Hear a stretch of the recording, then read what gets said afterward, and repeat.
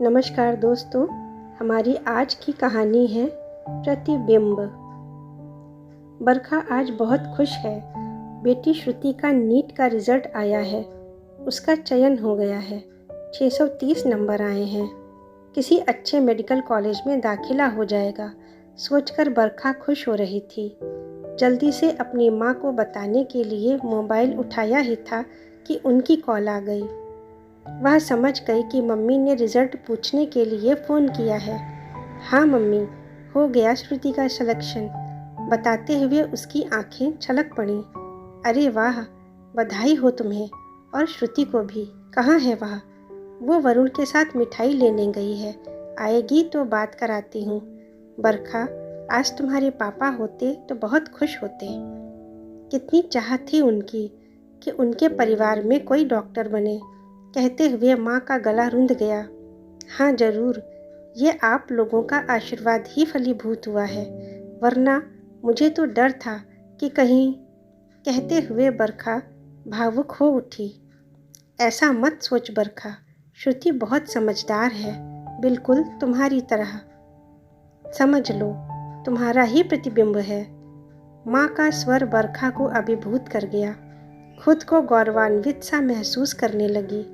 तभी मोबाइल पर नंद का नंबर देखकर बोली, अच्छा मम्मी, दीदी की कॉल आ रही है, मैं फिर बात करती हूँ।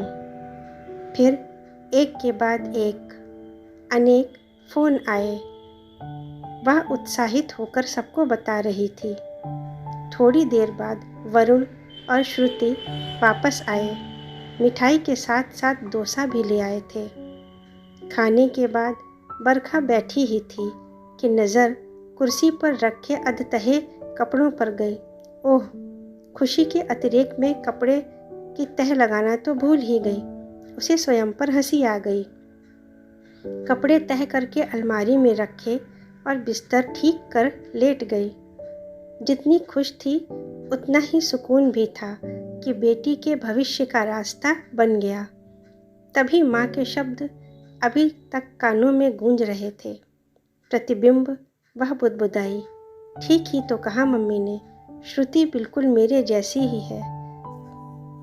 पढ़ाई की वही लगन, ऊंचाई छूने, जीतने की वही महत्वाकांक्षा और स्वभाव बिल्कुल वही। जिद्द और गुस्सा भरा है उसमें। रिश्तों की कोई अहमियत नहीं है उसके लिए, मेरे लिए भी नहीं थी। कहाँ निभा पाई अपने रिश्ते। कुछ रिश्ते पीछे छूट गए, कुछ आगे निकल गए। मैं वहीं की वहीं रह गई। सोचते हुए बरखा ने आंखें बंद कर लीं। पुरानी बातें मानस पटल पर उभर आईं। संयुक्त परिवार में जन्मी थी। पापा और चाचा सब एक साथ रहते थे। कितना प्यार था उनमें, एक दूसरे के सुख दुख में साथी। वैसा ही प्यार माँ और चाची में भी रहा। चाची के 2 बेटे और हम भाई बहन, कुल मिलाकर 4 ही बच्चे थे घर में। सुख सुविधाओं से भरपूर जीवन था हमारा। किसी चीज़ की कमी नहीं थी।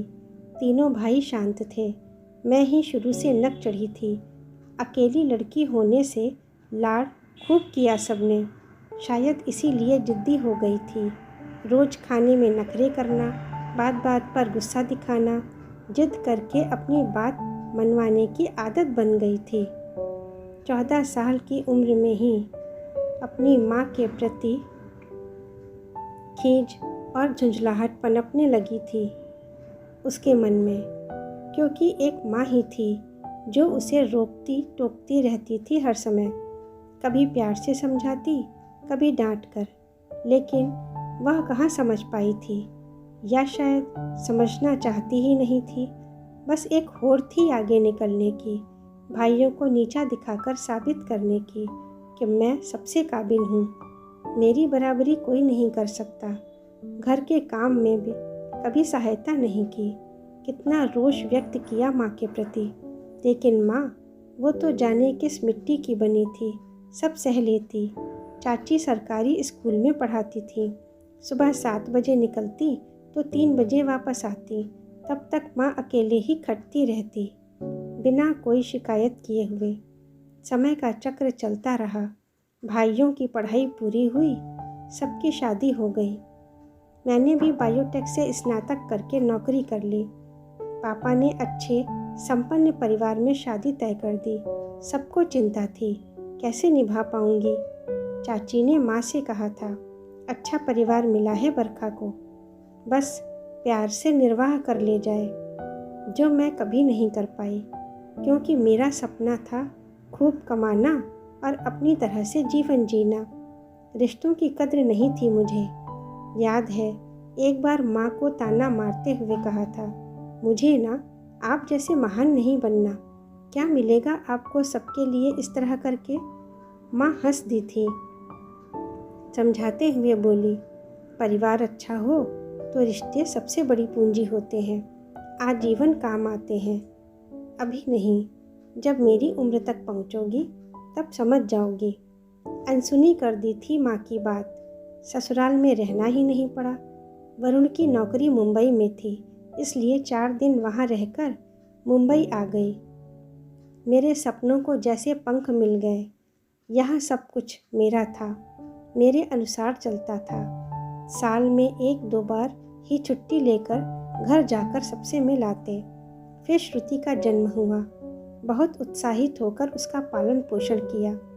पहले से ही तय कर लिया कि जब बड़ी होगी तब कोई रोक टोक, कोई बंधन नहीं रखूंगी उस पर।